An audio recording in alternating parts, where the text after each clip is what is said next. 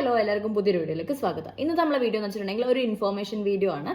സംഭവം എന്ന് വെച്ചിട്ടുണ്ടെങ്കിൽ ഞാൻ മുന്നേ നിങ്ങളോട് പറഞ്ഞിട്ടുണ്ടായിരുന്നു ഞാൻ കാണിക്കുന്ന ഒരു ഡോക്ടർ കാര്യം. അത് ഒരു സ്കിൻ സ്പെഷ്യലിസ്റ്റ് ആണ്. നമ്മൾ മിംസ് ഹോസ്പിറ്റലായിരുന്നു. ഞാൻ കോഴിക്കോടാണ്. അപ്പം മിംസ് ഹോസ്പിറ്റലായിരുന്നു. അപ്പം ഞാൻ പുറത്തേക്ക് വെച്ചിട്ടായിരിക്കുന്നു. അപ്പം ഉള്ളോട് പോയിട്ടില്ല. അപ്പോൾ ഇവിടുന്ന് ചിലപ്പോൾ ചെറിയ സൗണ്ടൊക്കെ കേൾക്കട്ടോ. അപ്പോൾ സ്കിൻ സ്പെഷ്യലിസ്റ്റ് ആയിരുന്നു. അപ്പം ഇപ്പം എനിക്ക് തോന്നുന്ന ഏജ്ഡ് അതിനെക്കൊണ്ട് അവിടെ സ്റ്റോപ്പ് ചെയ്ത് ഇപ്പോൾ വീട്ടിൽ നിന്ന് തന്നെയാണ് കൺസൾട്ടിങ്.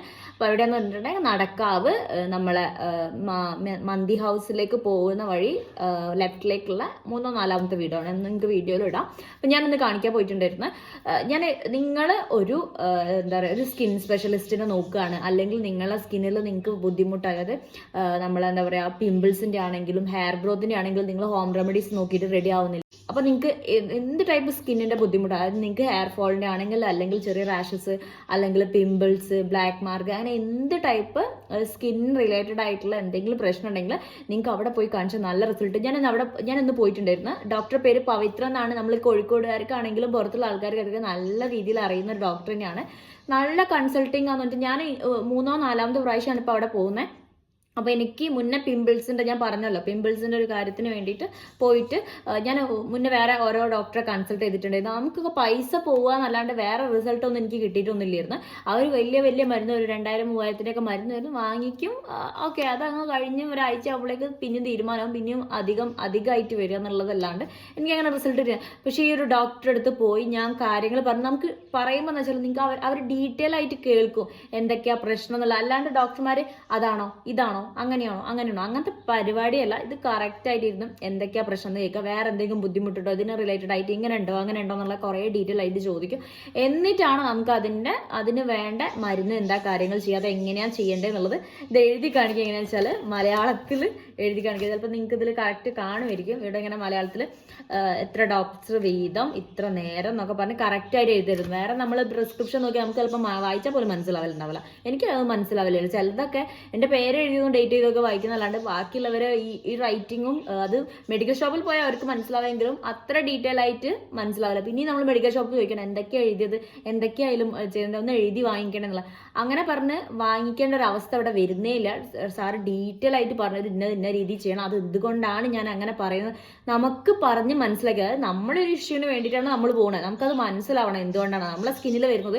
അവർ ജസ്റ്റ് പറഞ്ഞു തന്നിട്ട് അതങ്ങനെ ഈ മരുന്ന് കുടിച്ചാൽ ആ രീതിയല്ല, ഡീറ്റെയിൽ എന്തുകൊണ്ടാണ് എന്നുള്ള കറക്റ്റായിട്ട് പറഞ്ഞുതരാം. അപ്പം നിങ്ങൾക്ക് എന്തെങ്കിലും, ഞാനിപ്പോൾ വീഡിയോ ചെയ്യാൻ കാര്യം എന്ന് വെച്ചാൽ ഇപ്പം എന്നെപ്പോലെ ഞാൻ ഈ അടുത്താണ് അറിയുന്നത്, അത്ര മുന്നേ ഒന്നും ഞാൻ അറിഞ്ഞിട്ടില്ലായിരുന്നു. ഞങ്ങൾക്ക് ഒന്ന് കാണിക്കാം, എല്ലാവരും നല്ലതാണെന്ന് പറയുന്നത് നല്ല കാണിക്കുക എന്നുള്ള രീതിയിൽ പോയതാണ്. പക്ഷെ എനിക്ക് ഒരു 2 ആഴ്ച ഞാൻ അത്രയും പറയുന്നില്ല, അതിൻ്റെ ഉള്ളിൽ തന്നെ എനിക്ക് റിസൾട്ട് കിട്ടിയിട്ടുണ്ട്. അപ്പോൾ ട്രസ്റ്റ് മീ ഗൈസ്, എല്ലാവരും പോയി കാണിച്ചു നോക്കുക. ഇപ്പം ഞാൻ അവിടെ പോയപ്പം ഒരാളുള്ളത് കണ്ണൂരിൽ നിന്നാണ്.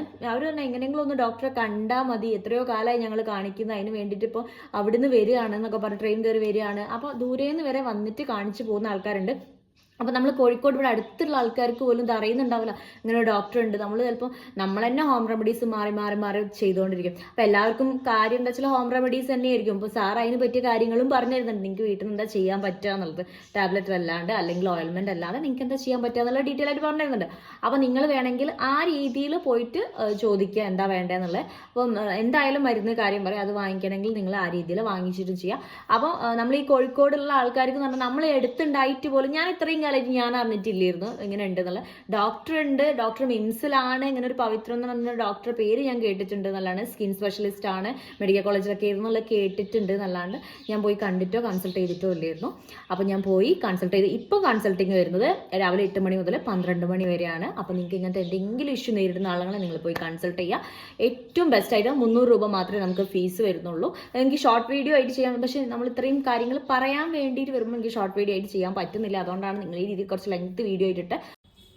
അപ്പോൾ ഞാൻ ഇവരെ വീട്ടിൽ കൺസൾട്ടിങ്ങിന് വന്നാണ് പവിത്രൻ ഡോക്ടറെ. ഇവിടെ ഒരു വിൻഡോ ഉണ്ട്, ഇവിടെ നമ്പറൊക്കെ എഴുതി വെച്ചിട്ടുണ്ട് കേട്ടോ.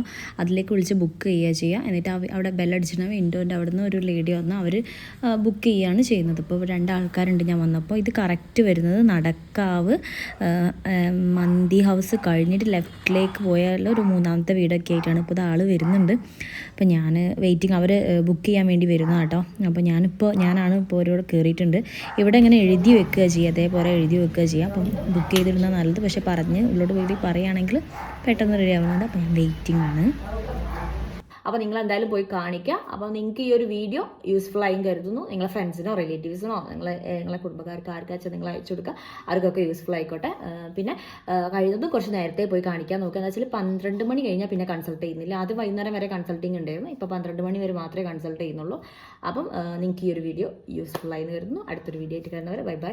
പിന്നെ നമ്മളെ ഒരു വീഡിയോ ആദ്യമായിട്ട് ആരെയും കാണുന്നത് ഒന്ന് സബ്സ്ക്രൈബ് ചെയ്തേക്കാം. പിന്നെ നമ്മളെ ചാനൽ ഇതുവരെ സബ്സ്ക്രൈബ് ചെയ്യാത്ത ആൾ കാണുകളുന്നുണ്ടെങ്കിൽ നിങ്ങൾ എന്തായാലും സബ്സ്ക്രൈബ് ചെയ്തേപോലെ ഇൻഫോർമേഷൻ ആയിട്ടുള്ള വീഡിയോസൊക്കെ നമ്മൾ പോസ്റ്റ് ചെയ്യുന്നതാണ്. അടുത്തൊരു വീഡിയോ ആയിട്ട് കാണുന്നവരെ ബൈ ബൈ.